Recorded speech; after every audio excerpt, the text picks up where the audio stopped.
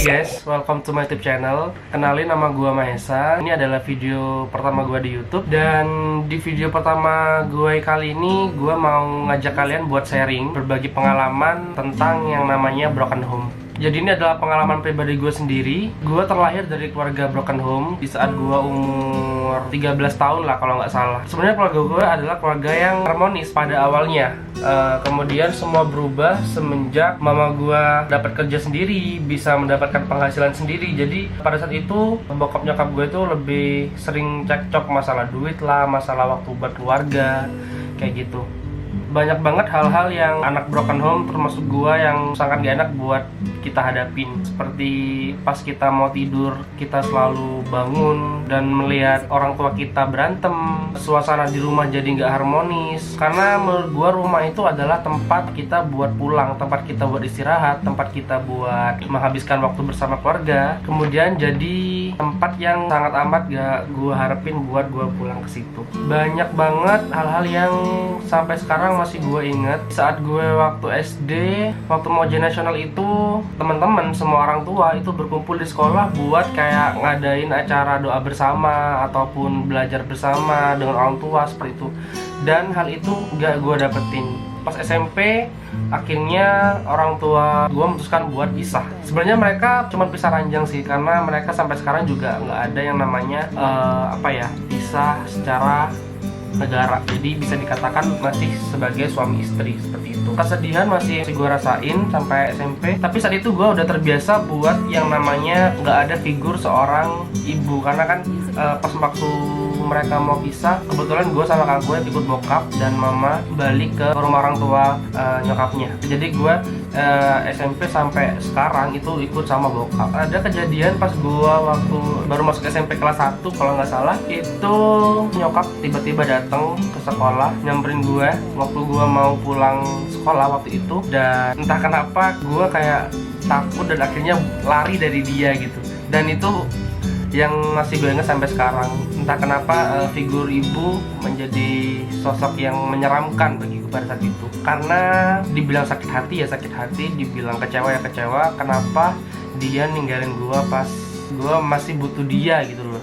Ya meskipun selamanya pasti bakal butuh dia, cuman kenapa dia tega sampai ninggalin gue. Waktu terus berjalan, kehidupan gue ya normal seperti anak pada umumnya. Cuman ada beberapa saat kayak misalkan hari ibu, acara sekolah gue ngadain acara, di situ kayak barulah sedihnya mulai kerasa. Kayak lebaran, ya banyak deh pokoknya sesuatu yang seharusnya bisa kita lakuin secara bareng-bareng atau istimewa, itu malah nggak ada sosok seorang ibu seperti itu. Karena kebetulan emang gue dari dulu itu lebih deket sama ibu sebenarnya. Cuman karena gue paham pada saat itu yang salah adalah nyokap gue, sehingga menyebabkan mereka akhirnya pisah. Ya mau nggak mau ya gue belajar buat memisahkan diri dengan bokap gue. Walaupun bokap gue orangnya agak keras, karena jujur gue sangat dimanja banget sama nyokap. Jadi pada saat itu kehidupan gue langsung berubah jauh banget. Langsung berubah. Gue yang awalnya anak ceria jadi anak pendiam, jarang pulang ke rumah, lebih sering nginep di rumah temen pulang sekolah, lebih sering main ke rumah temen, lebih sering menghabiskan waktu dengan teman-teman daripada di rumah seperti itu. Karena di rumah udah nggak ada yang bisa gue cari atau bisa bikin gue senang gitu. Kemudian udah lulus SMP, udah masuk SMA. Kebetulan gue waktu itu masuk SMA di salah satu SMA favorit lah di kota gue pada saat itu. Ternyata kakak gue itu masih kontekan sama mama, nggak tahu dapat kontaknya dari mana. Karena jujur dari awal dia pergi ninggalin gue, kita itu satu keluarga bisa dikatakan lost kontak. Jadi nggak ada sama sekali yang kontak-kontakan sama mama. Jadi nggak tahu lah dia pergi kemana, kabarnya kayak gimana, sekarang hidup sama siapa, kita juga udah nggak tahu. Tapi ada saat pas gue udah masuk SMA, kak gue kasih tahu nih kalau misalkan mama udah tahu kabar belum, ternyata sekarang ada di kota A misalkan.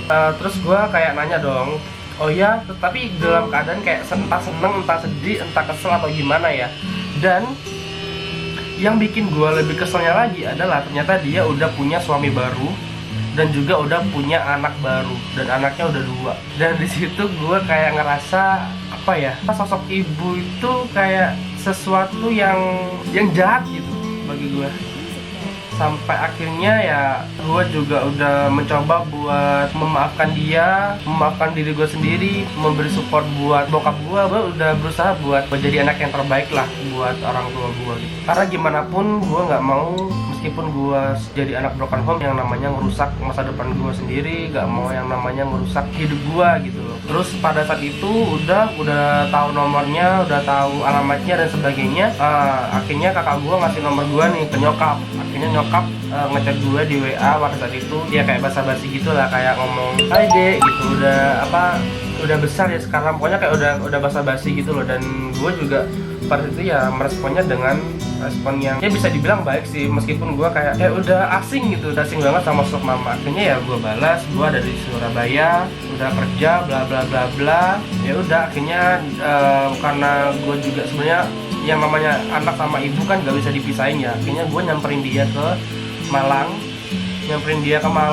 buat silaturahmi sama dia. Kalau itu habis lebaran, akhirnya gue menyempatkan diri buat ke rumahnya yang di Malang, tapi tanpa pengetahuan bokap gue. Karena perlu satu yang kalian inget, bahwa bokap gue ngebatasin gue buat ketemu sama nyokap dari dulu awal mereka pisah.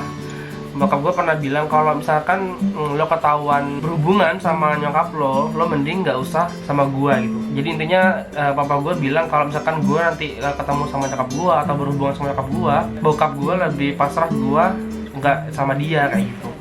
Karena masa itu gue juga memahami lah gimana kondisi bokap gue pada saat itu. Karena gue ngerasa udah gede, udah bisa kerja, udah bisa cari duit sendiri. Akhirnya gue memutuskan buat ke Malang buat nyamperin mama gue di rumahnya. Dan pada saat first time kita udah ketemu lagi setelah sekian lama, ya udah ketemu ya jujur kayak seneng tapi kecampur sedih, kecampur aduk. Karena pas itu gue ketemu ke rumahnya, dia udah sama suami barunya dan juga sama kedua anak-anaknya yang masih kecil-kecil.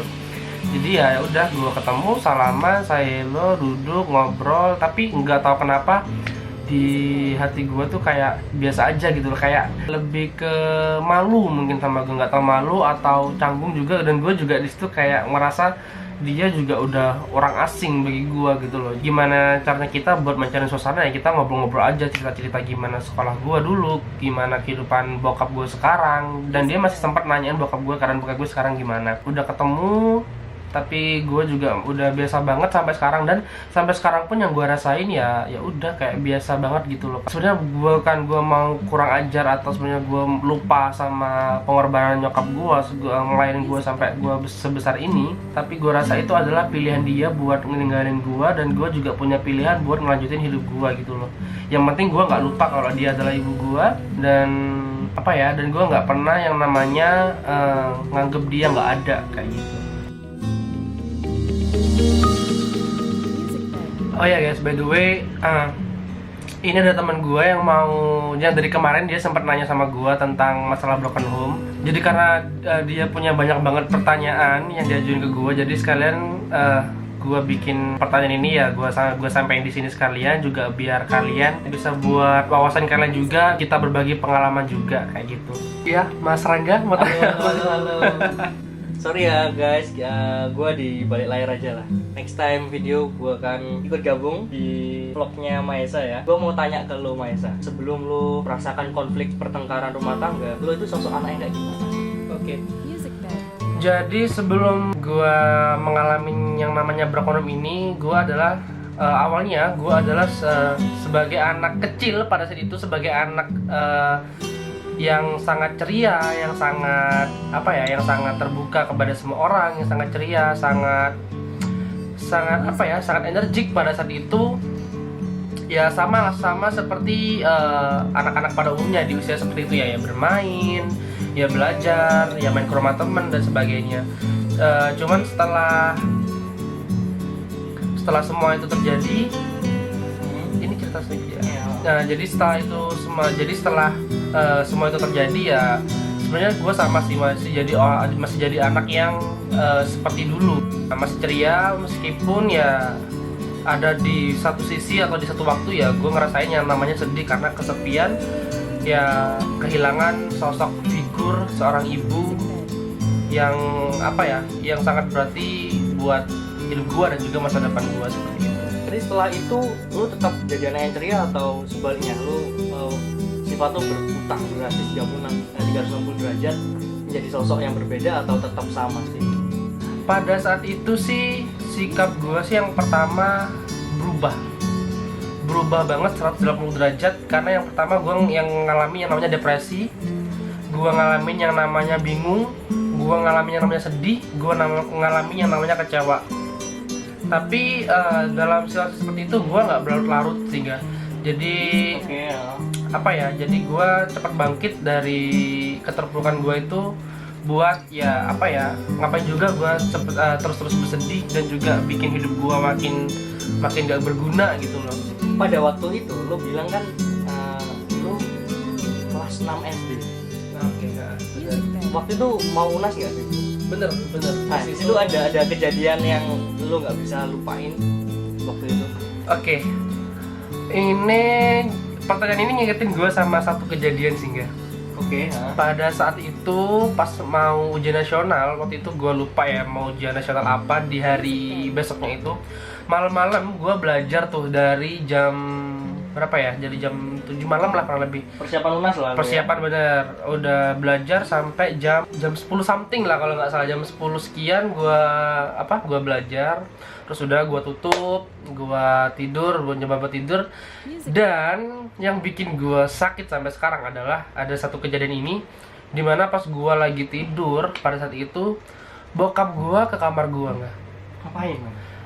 Ke kamar, kemudian dia bangunin gua, dudukin gua di ruang tamu, dan gua bingung dong waktu itu, yang posisi gua capek habis belajar, terus gua apa ya, gua lagi ya. Bener udah tidur, udah ngantuk, malah dibangunin disuruh duduk di ruang tamu, dan kemudian bokap gua narik nyokap gua keluar ke ruang tamu, dan lo tau apa yang terjadi?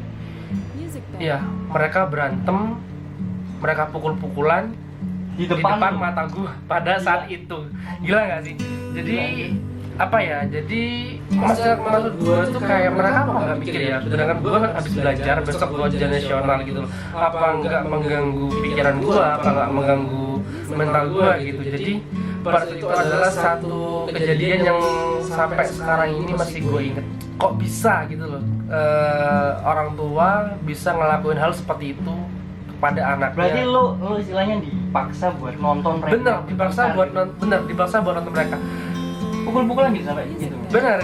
Bayangin kalian waktu itu masih umur 12 tahun atau 13 tahun, waktu masih SD, masih nggak tahu apa-apa. Masih yang cuman pulang sekolah main kelereng, main layangan, seneng-seneng, nggak tahu yang namanya kerasnya hidup lah intinya, nggak tahu yang namanya kejamnya dunia lah intinya. Dan disitu kalian dituntut buat apa ya, dituntut buat ngerasain sesuatu yang gak seharusnya kalian rasain pada saat di usia seperti itu. Dan juga kalian harus menyaksikan sesuatu yang gak baik buat mental kalian ke depannya seperti itu. Tapi gila sih men, kayak orang tua lo memaksa lo buat menyaksikan mereka bertengkar. Jarang banget ada orang tua yang gimana ya? Biasanya kan mereka akan lebih sembunyi ya, ke kamar gitu ya. Bener. Kita langsung aja dengar gitu. Bener. Biasanya kan lu beda. Iya. Biasanya kan kalau orang kan berantem kan gimana caranya, kalau orang berantem gimana caranya biar anak itu nggak tahu nggak, biar anak itu nggak apa ya, biar anak itu nggak tahu lah apa yang terjadi lah ya. Bener, biar nggak mengganggu psikis anak itu sendiri. Dan juga di posisi anak ini lagi apa ya, lagi mau melaksanain ujian sekolahnya yang sangat memerlukan yang namanya motivasi dari orang tua, dukungan dari orang tua. Dan ini malah sebaliknya, malah orang tua di sini perannya adalah menghancurkan atau malah merubah semangat anak itu menjadi keterpurukan seperti itu. Oke. Jadi pas selama besoknya gue ngelaksanain ujian nasional itu, ya udah pikiran gue ya kemana-mana, jadi nggak konsen. Jadi keinget kejadian semalam, jadi lu bisa tidur gitu. Nggak bisa dong, udah nggak bisa tidur waktu saat itu. Gua kalau jadi lu hancur men gua. Kalau jadi lu itu pasti bakal jadi anak yang freak. gue pasti bakal mabok. Bener. Kan? Tapi Bener. apa yang ngebuat lo bangkit dan nggak ngelakuin hal itu? Bener gak? Gue juga punya beberapa temen yang juga broken home kayak gue. Cuman bersyukurnya gue adalah gue nggak sampai seperti mereka, meskipun mungkin dari cerita atau dari kejadian broken home-nya itu lebih parah di gue sih, karena mereka juga broken home tapi masih akur ataupun masih bisa kontak-kontakan sama orang tuanya kan. Kayak lo masih bisa ke ibu lo, mungkin Bener, bosan ke bener. ayah lo. Kebanyakan kan broken home kan dia kan masih bisa pulang tuh ke rumah nyokapnya atau ke rumah bokapnya. Sedangkan kalau gua pada saat itu udah nggak bisa. Tapi di sini yang sangat banget gua syukurin adalah gua sampai sekarang gimana ya? Jangan sampai gini. Pesan gua sih, keluarga lo udah hancur, ya kan? Keluarga lo udah hancur. Hidup lo, hati lo saat itu udah hancur, tapi please jangan sampai ngerusak masa depan lo sendiri, jangan sampai ngerusak jangan sampai ngerusak diri lo sendiri kayak gitu. Gue sih dari dulu selalu kayak meyakinkan, aduh orang tua gue udah hancur atau orang tua gue udah nggak ada harapan lagi buat bisa hidup bahagia. Jadi di sini itu bisa malah jadiin gue motivasi, sehingga jadi kayak jangan sampai gue ngerasain apa yang mereka rasain nanti di hidup gue yang selanjutnya seperti itu. Jadi gue sebisa mungkin gue selalu ngelakuin ya hal-hal yang positif ya. Yang pertama ya berkumpul dengan lingkungan yang positif, ya kan, ibadah, berdoa, bukan malah lari mabok atau lari ya dengan hal-hal yang nggak bener. Gue pesan sama kalian, jangan pernah salah mengambil dalam keputusan. Kalian boleh kesel, kalian boleh kecewa, kalian boleh nangis, kalian boleh marah sama orang tua kalian, karena ya itu tadi, karena kita juga manusia ya. Karena kita juga manusia biasa yang pasti punya kesel, punya marah, apalagi kalau misalkan kebahagiaan kalian yang seharusnya kalian dapat tiap hari itu malah nggak ada. Pesan gue adalah jangan pernah sesekali kalian itu nunjukin kalau kalian lagi berantem atau kalian lagi ada masalah sama suami kalian atau pasangan hidup kalian di depan anak-anak kalian, karena mungkin bagi kalian itu hal kecil, tapi itu akan diingat sampai mereka besar, akan mengganggu psikis dan mental mereka. Apalagi mungkin ya kalau udah gede nih kayak gua nih ngerasain broken home kayak gini, mungkin ya udah nggak mau nikah nih, gua nggak ini nih kayak itu ada nggak sih kayak gitu. Bener, mungkin udah biasa aja juga kan, mungkin karena kita udah punya mental yang tinggi, udah punya mental yang gede. Tapi kalau masih kecil, apalagi yang masih baru-baru tahunnya nih, masih baru-baru tahu kehidupan di luar tuh kayak gimana, itu malah bikin mental anak kita tadi bakal rusak. Dan ya yang nyesel juga pasti kalian sendiri sebagai orang tua, karena kalian gak berhasil mendidik anak kalian secara baik kayak gitu. Jadi buat orang tua, pesan gue sih kalau misalnya ada masalah sama suami atau sama istri, mending diselesaikan berdua, jangan sampai orang lain tahu, karena kebanyakan juga orang lain itu cuman kepo aja atau cuman pengen tahu aja, tapi mereka gak bener-bener yang namanya peduli, malah dijadiin yang namanya konsumsi publik kayak gitu.